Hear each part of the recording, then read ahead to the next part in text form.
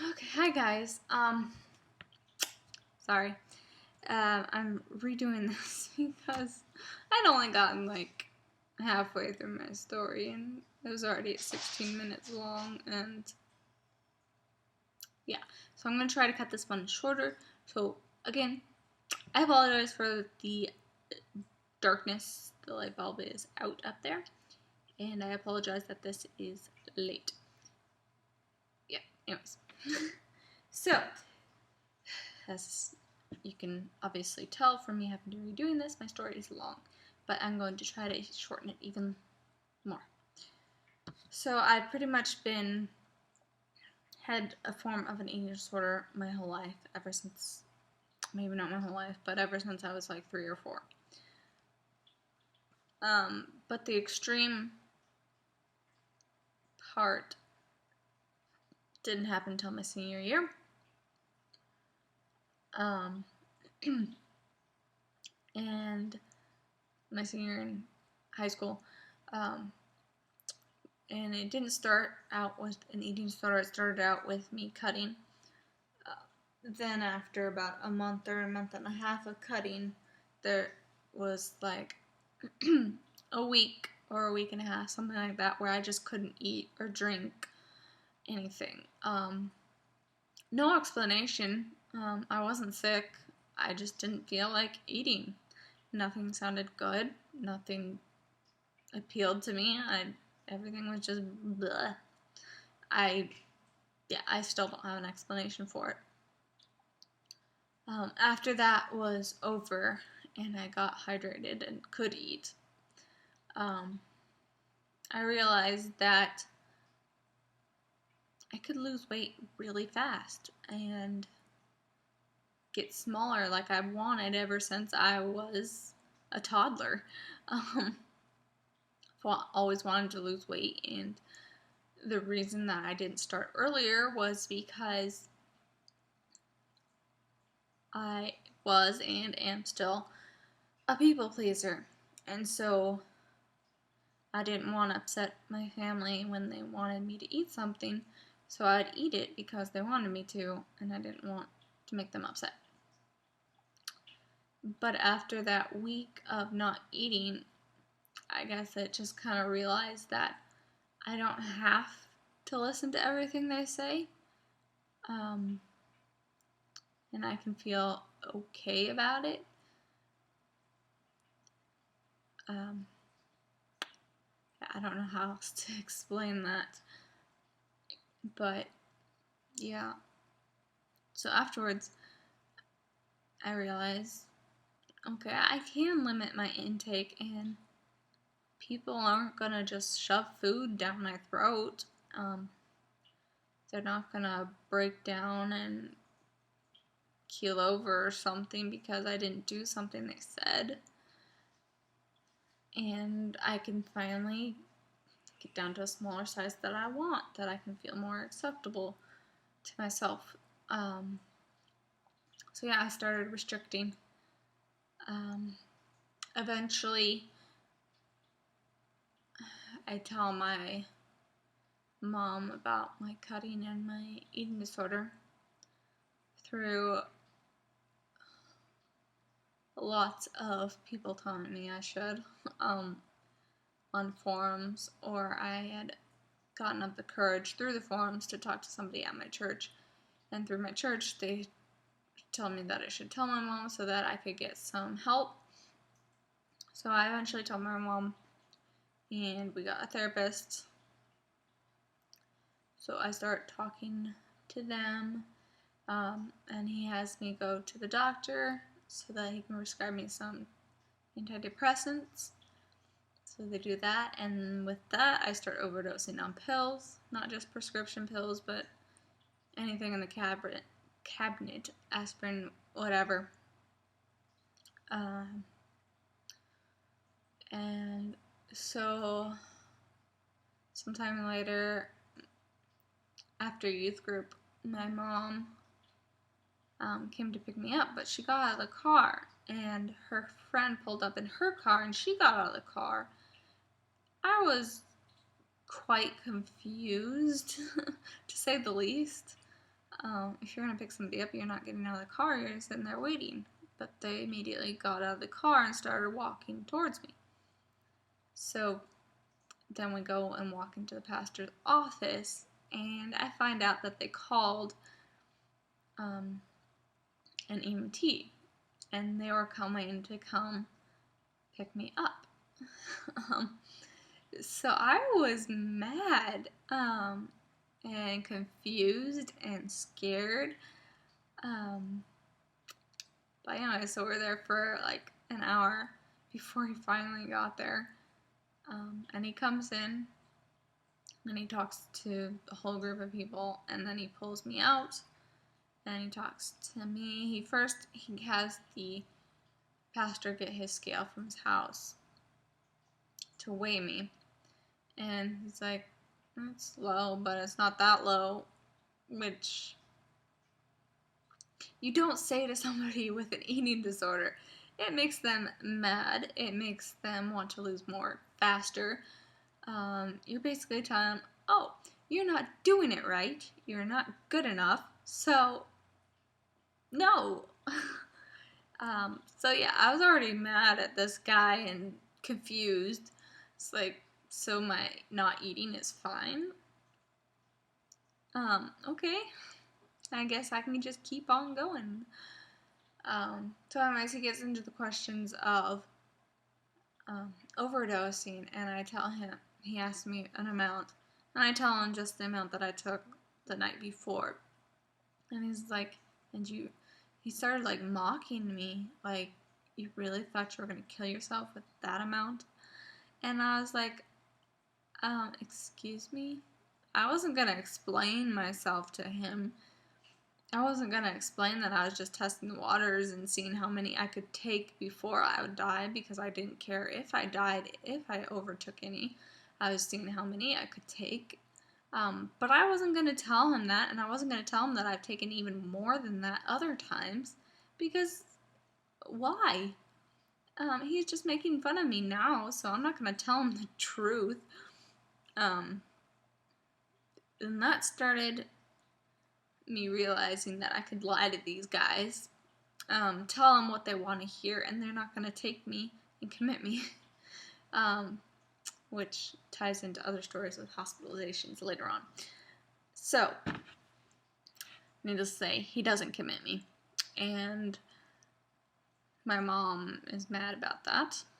So then I think it was the next day, she goes and takes me to a hospital. And they talk to me. But I already know how to lie to them. All because of that stupid EMT guy.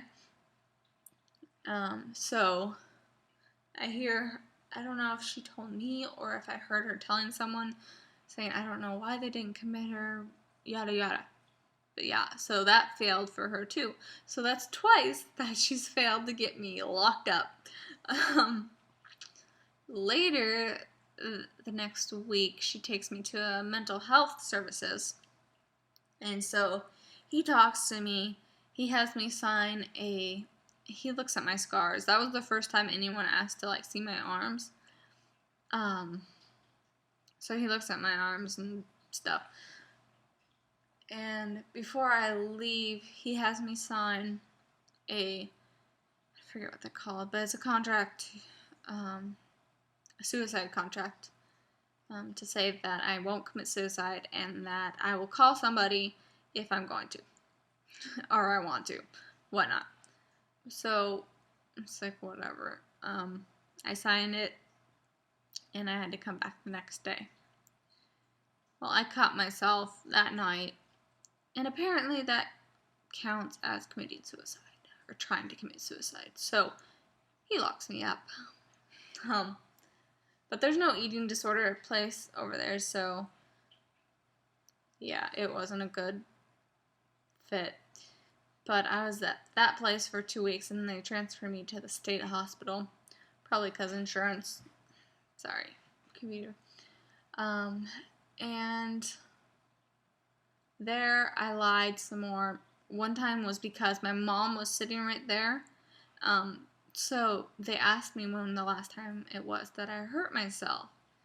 And my mom's sitting right there, so I'm not going to tell her that I hurt myself in the hospital in front of her. So I lied and said it was before I got locked up. So I just continued to lie my way out of the hospital, so I got out like a week later. But when I got out, everyone thought I'm healed. I don't have an eating disorder anymore. So I had to learn new ways. Because the people-pleasing part of me kind of kicked in, and I didn't want to disappoint people saying, hey, look, I'm not really better, I still do it. So I had to learn to purge. So then I learned the purging behavior. Eventually my mom found out, but then I went off to college. So and at college I just got worse, partly because I was alone, partly because of my boyfriend at the time. He was just controlling, and whole nother story. He made my eating disorder worse, mental health worse, for that matter.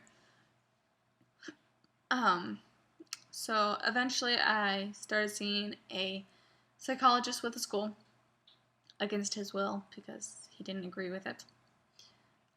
Eventually he got to talk to my sister and brother-in-law, and eventually he got them to convince them to help pay for intensive outpatient because I didn't have insurance.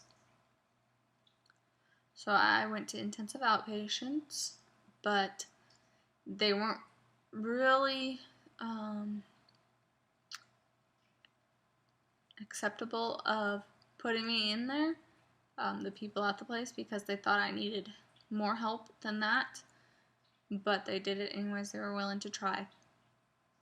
So I went in and I was there for like 6-8 weeks, something like that, and I didn't improve. I just kept getting worse because I didn't want to get better, and they were making me do this thing that I didn't want to do. I liked being there. I liked going. I just didn't like the eating parts and all that. But yeah, so I just continued to lose weight. So after that, I had to leave the school. I could no longer stay at the school. They would not allow me to come back until I was hospitalized and had a doctor's note saying I was better, because of all the times I had to withdraw from classes or the whole semester and whatnot because of my mental stuff. So I went to live with my brother-in-law and sister.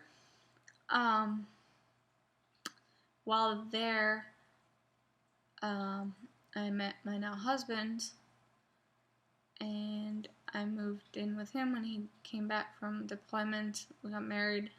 My eating disorder still got worse. I got hospitalized again. Sorry, I'm trying to speed this up again. Someday I'll do a full overview again and put it on my channel, but for now. So then they locked me up there, and I was there for a month, I think, 2. And basically I lied my way out of that one, too.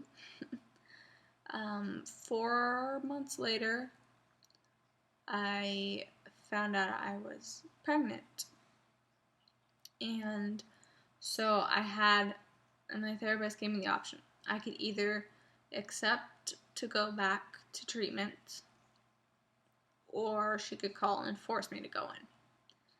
So I was like, oh, I guess I better go, because I'd rather go with my own free will than being forced to and having to be on my record and all that. So I went in again, and I think I was there for 5 weeks, and that time I didn't play games. I just didn't do anything. So eventually they just put me out. saying that there was no point in keeping me because I'd learned everything that I could from them. So, and my insurance was up. So they weren't gonna deal with trying to deal with insurance asking for more time because they're like, I learned everything. I'm not willing to accept the help. So we're just gonna kick her back out. So I get out, and at that point, we're in the middle of a move. My husband was in the military, so we had to move. But I was eating for the baby. I was on a strict meal plan. I was counting all my exchanges and whatnot, writing them down. Just planning that I'd eat for the baby, and then when the baby comes, I would be done with it. So, needless to say, a few weeks later, we leave to go move to another state, and I end up losing the baby on the way, which was extremely, extremely tough on me, and rough.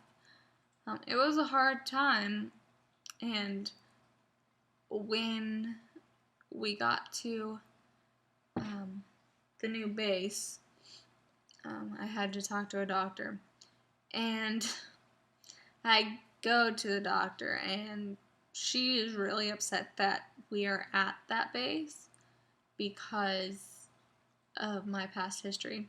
They were scared to death to have me there, because there was no place nearby for eating disorder treatment, so they were scared to death to have me there. But they scared me by telling me that if I lost more weight, then they would have to kick us out of that base and move him to some other place. And that would look bad on his record. So I felt bad, and so I just forced myself to kind of eat. So yeah, that just brings me to where we are now, I guess. Me having to eat for my husband's career sake has kind of stabilized me some, but I'm still at the beginning stages of recovery, although right now my eating is fine. I am pregnant again, so I am not taking any chances. I'm eating as well as I can, but it's definitely not easy. I still have all of the eating disorder thoughts. I always am down with myself. I'm always thinking that I'm fat. Sorry about my voice. It's not cooperating. So yeah, it's a rough road, but I'm getting there. And hopefully one day this will all be in the past and I won't have to ever deal with it again. So yeah, I'm sorry this is so long. Obviously my videos in the coming weeks aren't going to be this long. It's just that this one takes forever to record. If you have any questions, just let me know, because I can explain everything. There's just so much in the story, which happens with everybody's stories. So yeah, that's my story, and I'm sticking to it. So yeah, I'll see you all on Tuesday this time. So yeah, talk to you later.